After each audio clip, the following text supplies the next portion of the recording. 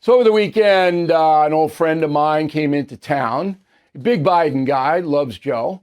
Nothing wrong with that. He's an American. He can support who he wants. But I was curious, as I always am. Now, most of the time, I don't engage at this level because it's not fair. I do this for a living. And, am I going to beat up people who have a different opinion than I do? And, it's not right. But here, I've known this guy since I'm 6 years old. So, I can do what I want. Anyway, I said, okay, let's analyze Joe Biden, President Biden, and we'll do it in a fair way, and we'll do it in a very factual way. All right, so you're a working class guy. Since Joe Biden's been in office, prices have increased across the board 17%. Many nods. And I go, did you know when Donald Trump left office, inflation is 1.4%? Now, with the mention of Donald Trump's name, there was a little stiffening of the shoulders, okay? But that fact is true. And I said, an average family of four in this country is paying $15,000 more for necessities than it did when Trump was president 3 years ago. $15,000 is a lot of money because your salary has not gone up that much, chances are. All right, gasoline prices are up 53% under Joe Biden. 53%. I mean, it's just sucking the money out of the household. So now he can't deny any of that. All right, it's all true. So he's kind of waiting. And then I go, you like the wide open border? Everybody should have a chance. So he doesn't mind a wide open border. Doesn't mind it. All right. I mean, it's costing the taxpayer billions of dollars to take care of millions of people who are here. And the last year in Trump's term, with the Remain in Mexico policy, border crossings were cut 75%. Okay, but now we have an open border. But he doesn't mind. I didn't even get into the fentanyl. I didn't even bother bringing it up.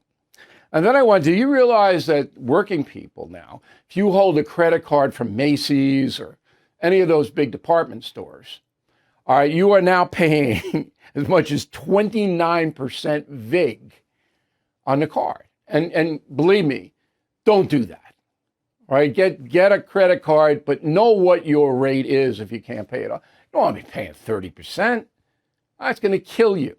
And a lot of people don't even know. Don't even read their statement. And then I said, home mortgage rates, just to buy a house, up 115% under Biden. 115%. And he goes, well, I already have a home. I said, yeah, you're lucky. A lot of people don't. A lot of people would like a home. They can't afford a home because mortgage rates have risen 115%. So now he's kind of reeling because I just hit boom, boom, boom, boom, boom. And there's no debate. There's no. I mean, if it were Juan Williams at Fox, then there would be, because Juan would deny everything. He'd just deny it. But this guy is kind of honest, so he can't. And then I said, what about the Middle East? Did anything like this happen under Trump? No.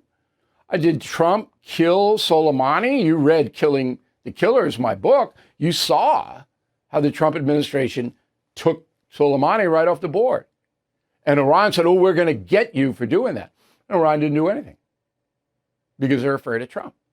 I said, what about Putin? Did Putin invade anywhere when Trump was? No.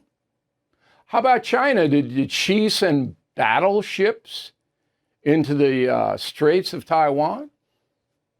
Not under Trump. No. So now it's over. And there were other people listening to this conversation. It's over. Okay?